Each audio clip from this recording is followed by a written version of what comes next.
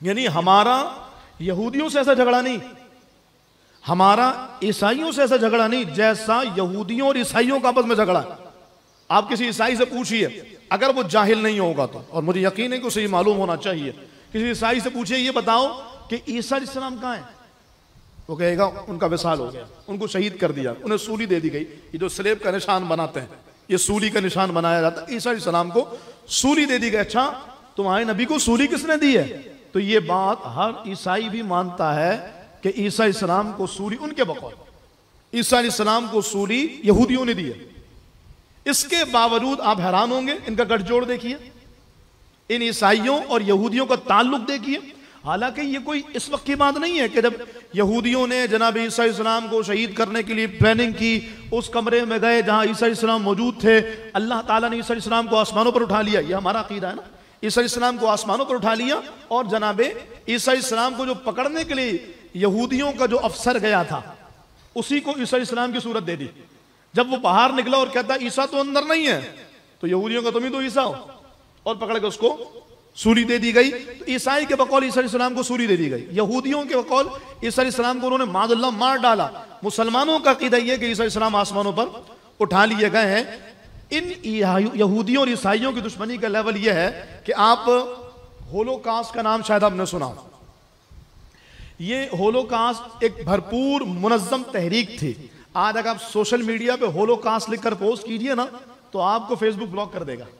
हम तो ये बोलते भी डर रहे थे कहीं ऐसा ना हम पर भी कोई क्लेम आ जाए। अगर आप होलोकास्ट, क्यों? इसलिए कि ये होलोकास्ट एक मुनज़्ज़म तहरीक थी जो हिटलर के आलाकारों ने चलाई थी और 60 लाख यहूदी मार दिए थे। और आप देखें यहूदियों के जिस्मों का उन्होंने बाज़ाब्ता पहाड़ बनाया था। पूछिए जरा उन यहूदियों से, होलोकास्ट करने वाले कौन लोग थे? 60 लाख 6 मिलियन यहूदियों को तहत करने वाले कौन थे? कहेंगे ये ईसाई थे। इतनी सख्त दुश्मनी। फिर जब ये क़िबला अव्वल को आज़ाद किया गया जनाब उमर फारूक आज़म रज़ी अल्लाह तआला अन्हु के दौर में, और उसके बाद फिर दोबारा क़िबला अव्वल पर ईसाइयों ने कब्जा किया। तो जब ईसाइयों ने कब्जा किया, चूंकि जनाब उमर ने यहूदियों को एक्सेस दिया था कि वो बैतुल मुक़द्दस में आके अपनी इबादत कर सकते हैं, ये इस्लाम का अमन पसंदी और इस्लाम का पुरअमन होने का सबूत है। लेकिन जब ईसाइयों ने क़िबला अव्वल पे कब्जा किया तो उन्होंने यहूदियों को ऐसा मारा कि पूरा क़िबला अव्वल उन यहूदियों के वजूद से और खून से भर गया। फिर उसके बाद जनाब सलाहुद्दीन अय्यूबी रहमहुल्लाह ने क़िबला अव्वल को आज़ाद कराया और फिर उसके बाद उस पर इस्लाम का परचम लहराया। कहने का मकसद यह है कि इन यहूदियों और ईसाइयों में जो दुश्मनी है ये हमेशा चलती आ रही है।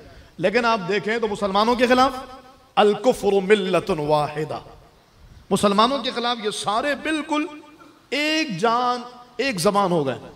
और आज भी आप देख लीजिए, इसराइल अमेरिका की नाजायज औलाद, फलस्तीनियों पर जो जुल्म ढा रहा है, सबसे ज्यादा जो उन इसराइलियों को सपोर्ट है वो अमेरिका की है।